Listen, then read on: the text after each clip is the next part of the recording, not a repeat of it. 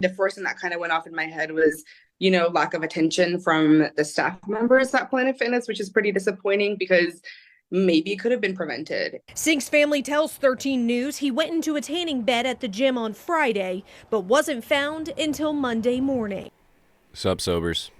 Motherfucker, I'm ill this week, so if I'm feeling a little low energy or you're like, why does his voice sound like that? Well, it's because people don't clean the tanning beds at Planet Fitness, and that's how you end up getting sick. And so, yeah, be cautious if you're tanning at Planet Fitness. And man, I don't get sick very often, but this one's really kicking my ass. I'll tell you that. Like I feel like I'm going through menopause every 4 to 6 hours when the ibuprofen wears off. My throat hurts super bad. My nose is burning and running all the time. Yeah, it's just rough. But I was in bed and I was able to do some research and was able to get another case ready for you guys. And this one's a good one. And I feel like this situation is more common nowadays than anybody would like for it to be. The situation we're going to talk about today, the only reason that this situation even hit headline news is because it involved Planet Fitness. Any other day, this would just be another person that nobody worried about, that nobody cared about, that was just another addict. And so that's why I wanted to cover this story, because this stuff is happening every day, and it's truly tragic that this is the world we live in. And so, yeah, let's quit talking about it and let's just talk about it. Oh my God. Let me show you what I got. This beat is so hot. Oh my God. Before we get started, you guys, if you don't subscribe to my channel, please subscribe. We're here every Friday with new stories. I did just get a new job, so my schedule might change. I'm not really sure yet, but I'm going to try and keep it Fridays. But every Friday, I post a new sobering story that I think is interesting and I think relates back to sobriety and recovery, addiction, whatever. So follow along, drop a comment below, let me know what you think of the story. And at the end of this episode, there's going to be a bunch of other stories for you to check out, so go check them out. So for any of you guys that have experienced addiction firsthand, or if you've known somebody who's been addicted to something, then you know that most addictions or maladaptive behaviors, when they become a problem, follow the same downward spiral as any other substance or maladaptive behavior. It doesn't matter what substance you use. You could be doing meth, you could be drinking, you could be, I don't know, there's so many things that you could be doing, but they all follow the same downward spiral in terms of how the addiction affects your life. Some people can lead way more extreme and drawn out consequences, while other people never fully heal from their addiction and it becomes a lifelong issue. Sometimes that whole act of getting sober, it builds this confidence inside of you that, you know, I can go without it for a few days. I can go without it for a week or a month, a year, blah, blah, blah. So you get this confidence where you feel like you can go back to it. You feel like you can control yourself. You feel like you're normal now because you've gotten a period of sobriety under your belt. So you go back to your substance of choice, and inevitably you will befall the same consequences as you befell before. And at least that's my experience. And I've been to a lot of recovery meetings and heard other people's experience, and they validated that. In my opinion, it is one of those struggles that really you've got to choose for yourself, and it is a journey. People don't really think of it as a journey. People think of it as either you quit or you don't. But honestly, giving up something that is so ingrained and habitually normalized in your own life, it's very difficult, especially when you've utilized that substance or that maladaptive behavior as a crutch for your own coping mechanisms. Unfortunately, most people around the addict are feeling like, why can't they just stop? Can't you just stop drinking? Can't you just stop using? It should be as easy as that, right? Just stop. But no, it's not that easy. In fact, it's almost like letting go of a lifelong friend. It's like letting go of something near and dear, almost like a part of you. It can feel so incredibly daunting before you embark on the recovery journey. Addiction, I feel like, is entirely a mental condition. It's a mental programming. It's a mental conditioning of yourself to a certain substance, to where you prefer that over any other coping skill. With this mental condition, we find that it leads to intense feelings of carelessness and immense amounts of false confidence. You get this false confidence because you're feeling on top of the world. You're feeling high. You're feeling great. But that confidence isn't true confidence. It's false, fake, substance-induced confidence. And so it can lead you to do really dumb things, especially when coupled with the intense carelessness that addiction brings. You no longer care about yourself, your friends, your family, relationships, work, really anything. You just don't care. And slowly but surely, each one of those things that was important to you takes a backseat to your addiction. Eventually, you start hiding your substance use. You start hiding it from your friends and family. You begin to isolate yourself from your friends and family, so it's really just you and your substance or maladaptive behavior. And most importantly, you quit keeping promises to your friends, family, and yourself. Some people really can't understand how, when faced with, legal issues or the courts telling you that you have to stay away from a certain substance or basically forced sobriety, people can't understand how certain people can't decide to choose that for themselves. Some people just can't even stay sober, even though they're mandated by the courts to do it. It can cause you to make riskier decisions. You start living your life on this weird schedule to where you can fit your tests in or any sort of mandates that the state has for you. You start to fit your substance use around that, and it becomes something where you're working so hard trying to maintain this addiction, it almost doesn't feel worth it, especially to people on the outside. They definitely don't think it's worth it. But there's one thing I've heard over and over in my recovery groups, and that's that you've got to choose your hard. Being sober is hard. Being an addict is hard. Life is hard. But you've got to choose your hard, because one path is going to lead you to success, whereas the other is going to lead you to rock bottom. In my recovery journey, I had a brief lapse where I was drinking seriously again for a couple of weeks. Like I mentioned, I felt like I had control over myself again. I felt like I've had this much sobriety under my belt. I could go back to it and be a normie, and I was dead wrong. And the only reason I knew I was dead wrong was when the officer was waking me up in my car, giving me a DWAI for sleeping in my car under the influence. It was at this moment that I realized I'm going down the exact same path that I just got out of. I just got off this path. I just reframed my entire world. I worked so hard to get sober. And then within 2 weeks, I reverted right back to the same piece of garbage that I was before. So it's almost habitual. It's ingrained in your DNA at this point. It's something that is so habitually normal for you that when given the opportunity or when choosing to go back to it, it's a no-brainer. You'll just go back and you'll just be exactly how you were, using the exact same way that you were prior. And for me, that's why I realized I have to choose sobriety. This is just going to continue leading me down the same path. If I want to be a good role model for my son, and if I want to be a good partner to my girl, then I had to give it up. It was the one thing holding me back from being successful in life.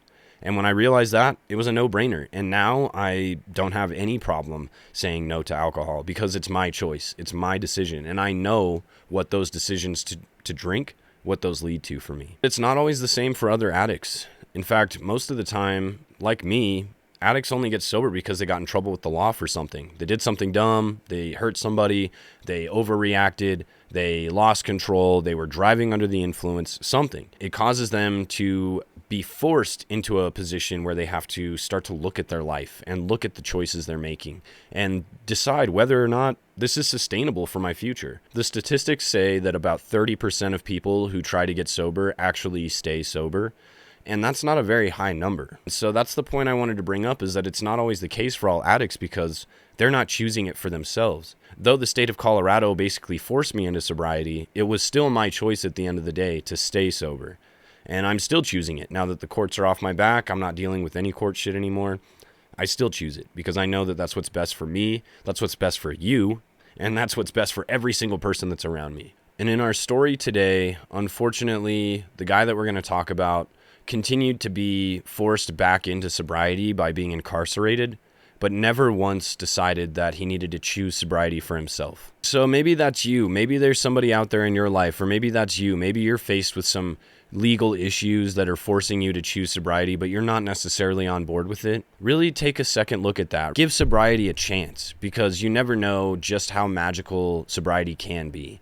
And your life could completely change 180 degrees just from making one simple decision not to use each and every day. And so for our story today, I wanted to talk about a guy whose story truly emulates the downward spiral of addiction and exemplifies just how important it is for you to choose to be sober, because if you don't choose it, it's not going to happen. Now, our story today is about Derek D-Lo Sink.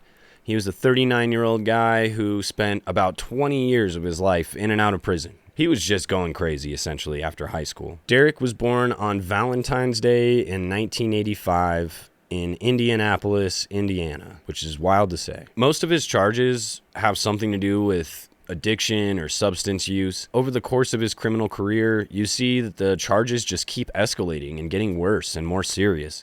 And that's a pretty common theme throughout most criminals' history, is that they're using substances, they start losing control, and as they lose control and don't turn things around, it gets worse and worse and worse. There isn't a whole lot of information known about Derek and his childhood and kind of his years growing up, but what we do know is that his mom's name is Karen Wetzel, and his dad's name is Donald Sink Jr., and his dad ended up passing away in 2021 from COVID-19 complications. So he was unfortunately one of the losses from the COVID-19 pandemic. Derek has a brother named Dylan. Eventually, he got married to a young lady named Ashley Feller, and the two of them had a son. He's currently 20 years old as of today, and his name's Deacon Elijah Sink. From a lot of the Facebook posts that I read, it sounds like Derek was abusive, not present, and really not the best husband to Ashley.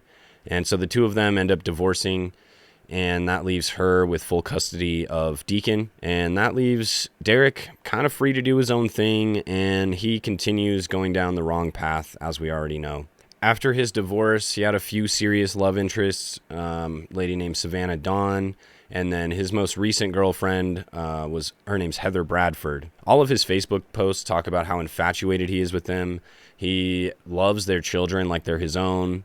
And he just has so many pictures of him just, being fun, playful, happy, smiling, joking around, at least on his Facebook. And I mean, we know that Facebook showcases the best of the best, but it does seem like he had some pretty happy, healthy relationships, at least when he was out of prison. Derek was said to be a super compassionate person, and he spent his professional career working at an assisted living home, so helping people who needed help. And I think that's super awesome. It definitely takes a special person to work in that industry. One thing I did notice on his Facebook page was he consistently offered up his phone number, and he would consistently ask people to hit him up.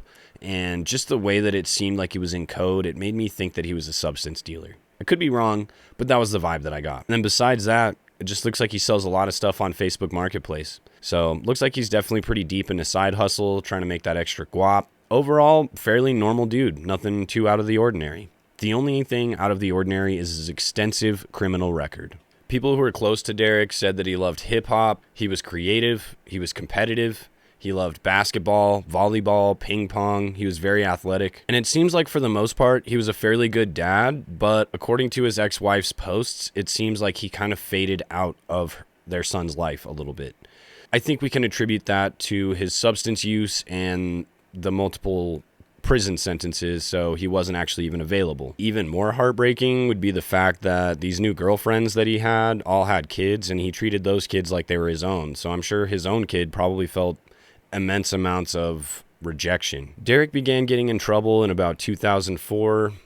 Small little petty crimes, traffic violations mostly, speeding, not wearing a seatbelt, failing to stop at a light, stuff like that. Things start to escalate though in late 2004 when he gets his first substance abuse charge. And the charge that he gets is for a prescription violation. And so if you get a prescription violation, that means that you are illegally using somebody else's prescriptions, or you're doing something illegal to acquire prescriptions, like stealing a prescription pad or writing out fake ones to go, get them filled. In the court documents that I found, they don't specifically say what prescriptions were being taken or what prescriptions were in question, but I think we can assume pretty likely going to be pain medicine, probably. Over the next 20 years, Derek would accrue 12 more substance abuse charges, and most of those would accompany some sort of charge of having a weapon on him, and that just continues to add to the situation and the charges and the length of time he has to be in jail. But let's just go through all these real quick. Let's just look at them. Let's just take a quick glance at this massive rap sheet. So yeah, we got speeding, the prescription offense, failed to obey a traffic signal, speeding, failure to have a seatbelt on. In 2006, we've got another possession of a controlled substance. 8 months later, another possession of a controlled substance, operating a vehicle while intoxicated. We've got another driving while suspended license, operating a vehicle without registration, speeding, driving with suspended license, child restraint violation, didn't have your kids strapped in. And then we see another substance abuse or a controlled substance violation. And this one actually looks like he had a hit and run as well, and he was on some sort of substance while he did it. So, man, just getting worse and worse. Another possession of a controlled substance. Yet again, driving while license suspended. And that would be page 1. Moving on to page 2.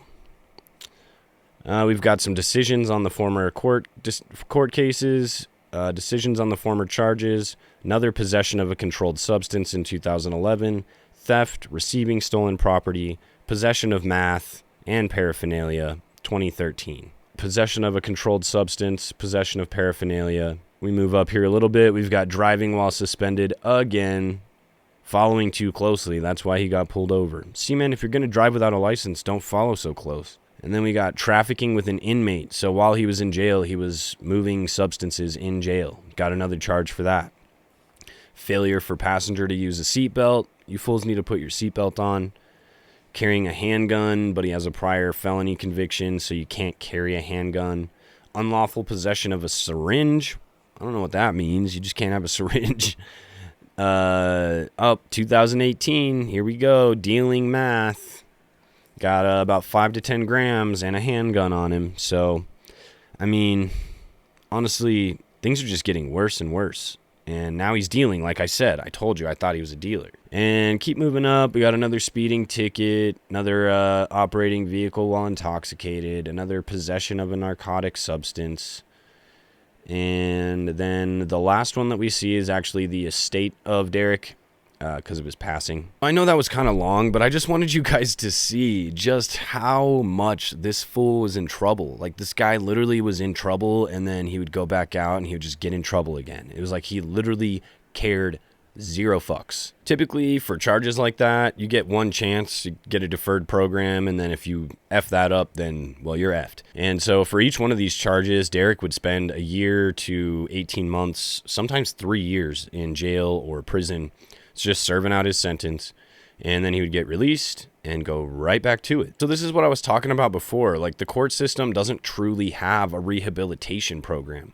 What they do is they just scare you straight, and if that doesn't work, if you're not scared straight, some guys that are in prison and in jail, like, at least in my experience, they have this weird ego about their time served, and like, being in jail, you want to put this macho facade on. So I don't know. There's guys who really do learn to love their time in jail. And I met those guys when I was in jail. They were super stoked to be going to prison. In fact, that's why they got in trouble again, so that they could go back to prison, because real life is too hard. And you hear that so many times. Like, it's harder to do real life than it is to just go live in a prison cell. But being in and out of jail his entire life, he was never able to get this monkey off of his back that was his addiction. It looks like he continued to not only go back to it, but escalated the substances he was using, and then moved on to dealing. Probably because he was having a hard time getting a job, so the only way to make money is to sell substances. It just feels like the system does not work hard to rehabilitate people, but it is good at punishing people. Now, the most recent charge that Derek had was that dealing meth and, had a firearm and just a slew of charges. Those charges landed him in jail for 3 years. And so he wasn't actually released until October 28th of this year. Upon his release, he was required to wear an ankle monitor. He was on probation, so he had to adhere to his terms of probation, so he couldn't use substances, can't have weapons, and he also had to be in his home at a certain time because of the ankle monitor. He can't be out past a certain curfew time and stuff like that. So he had a lot of restrictions and mandates from the state. However, for the first time, this seemed to have gotten Derek in a mindset where he was ready to turn things around. It seems like he was finally trying to step back in and be there for his son. It seems like he was finally trying to kick the substance abuse habit. He was working at a halfway house trying to help other people who were in a similar situation to where he had been. And so it just seems like he was on a better trajectory, and he was trying to get his poop in a group. On Friday, November 8th, everything seemed to be going great. At this time, Derek is dating Heather Bradford, and Heather has a daughter. And the three of them, they decide they're going to go out and just enjoy the day, do some shopping. And Derek wants to go subscribe for a gym membership. And I know that was like the first thing I did when I got sober. It's a good outlet for you to release some steam. It gives you something to focus on, and it gives you something to do besides think about your cravings and be just unhappy that you can't do anything. So 10 days after being released, they go to this strip mall, and at the same strip mall, while Derek is going to secure a gym membership and hit the gym, Heather is going to go with her daughter, and they're going to hit up TJ Maxx and just do some shopping while he goes and does his thing. After finishing their little shopping spree, the girls go back over to Planet Fitness because they want to see where Derek's at. Maybe he's still working out. And so they head in, they look all over the place, they can't find him anywhere. And they're like, oh, well, maybe he finished his workout, maybe he already left. So they go back out into the parking lot, and they're looking for the car that they all came in. And they're like, well, what the heck? His car's still here. But the weird thing about it is his car moved one parking space over. Kind of fishy. They went back to the gym, continued to search the gym again. Then they went to TJ Maxx thinking maybe he went over there to see if he could find them over there, and maybe they just had missed each other somehow. And so after, about an hour and a half of looking around, they couldn't find him anywhere. And so they just assumed maybe he just went home, which doesn't really make any sense to me. Like, his car's still there. He never told you he was going home. Like, why would he just randomly go home? But yet again, the fact that his car had moved one spot was very peculiar and left them questioning, what the hell? WTF, bruh? So the girls are like, how on earth did he disappear? Maybe he made his way back home. Maybe he doesn't have a license, so he can't drive the car. So maybe he walked back home. I don't know. So they're like, let's just head back home and we'll see if he's there. The girls arrive back home. Still no sign of Derek. They can't find him anywhere. Now, the weird thing for me in this whole situation is that the girls then waited 2 days until Sunday the 10th before they reported Derek is missing. Family members had called Heather asking if they'd heard from Derek because nobody had heard from him, and she mentioned like, hey, I honestly haven't seen him. So it wasn't until Sunday that people started worrying about him, but at that point, they decided they better put out a police report and let the police know that he is missing. The one thing I did think about with that, because it's weird, why'd they wait 2 days? But the only thing I could possibly consider is maybe he was fresh out of jail. She didn't want to involve the police. She didn't want to overreact and thought that maybe he would just turn up at some point. Also, it's very likely that Heather was into using substances as well, and so maybe it was normal for him to disappear like that. I'm not really sure. Also, he's wearing that ankle monitor, so if she reports him missing and says that he's not at home, she's immediately sending the probation officer out for him, So I could see why she would not necessarily want to, I guess, quote unquote, snitch on him. And so that makes a little bit of sense as to why she didn't report it right away. But I thought it was kind of strange that she waited 2 days to report him missing. But the fact that he has this ankle monitor on is a good thing. That means he can be tracked because the state of Indiana has the ability to track him. So this ankle monitor actually is a good thing in this situation. However, being over the weekend, probation offices aren't open until Monday, so the whole entire weekend goes by before anything is done. On Monday morning, they finally decide, let's track this ankle monitor and see where this dude's at. Where was his last known location? His last known location was on Hardigan Street at that Planet Fitness that we were talking about. Now, early Monday morning, one of the Planet Fitness members was in. Her name's Elizabeth, and she is working out like normal, but she notices this really awful smell coming from the tanning bed area. And I was kind of like sniffing, trying not to look crazy, but I was like, something smells really awful here. She's sniffing around, trying to figure out what it is, where it's coming from, and finally she realizes it's coming from the tanning beds, and one of the doors is closed. So she goes over to the staff. She lets them know, like, yo, I think that there's something going on here. They end up finding a body in this tanning bed. Once the probation officer is there, they're able to positively identify him as Derek Sink, our guy from our story, and he went into that tanning bed on Friday at about 5 p.m. Planet Fitness closes at 9 p.m. on Friday. They're open 7 a.m. to 7 p.m. both Saturday and Sunday, so a full 12 hours of time they're open both days. And then Derek's body wasn't found until about 9 a.m. on Monday morning. His body had been sitting in that Planet Fitness for 3 days. And so the first thing I thought of, obviously, is, yo, these fools don't clean their tanning beds? Like, what's going on, you guys? Don't tan at Planet Fitness because these fools don't clean their tanning beds. That's really gross. I have to wipe down my freaking bench press every single time I hit that shit. Every machine I hit in the gym, I've got to wipe that thing down. But you guys don't wipe down your tanning beds after people tan in them? It's just crazy. So obviously, with this whole scandal scandal based around Planet Fitness not checking their tanning beds for 3 days and having a guy show up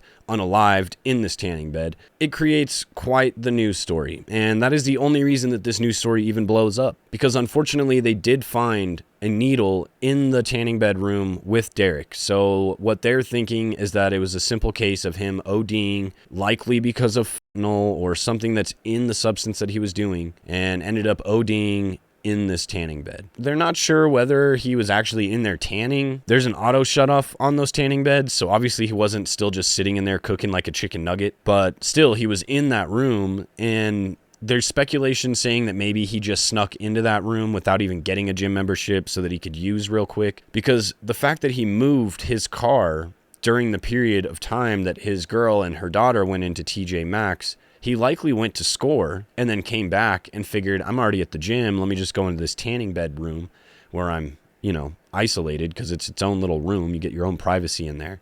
And then he proceeded to shoot up or whatever he was going to do. The thing that's so frustrating for me and likely everybody in his family and anybody close to him was that it seemed like he was turning things around. It seemed like he was on a better trajectory. It seemed like he was finally starting to realize that he needed to make some changes. And then one simple moment of weakness can lead to just pure tragedy, and a franchise owner of a Planet Fitness getting severely written up, possibly fired. Now, one of the things I can relate to on this story is how his downfall was very similar to my downfall that landed me in jail. The reason that I started drinking the day that I did with my son in my care, and I talk about my story in the story on my in my Sobering Stories playlist called Accident or Murder.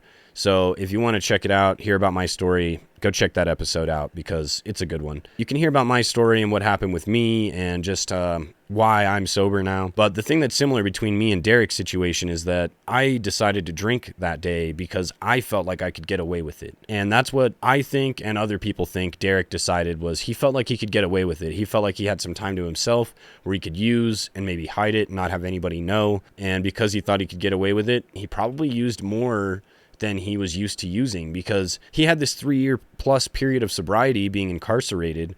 He goes back out on the streets and within 10 days, you're not going to get your tolerance back up to where it was. Maybe he just did too much because he thought he could handle more, but he really couldn't.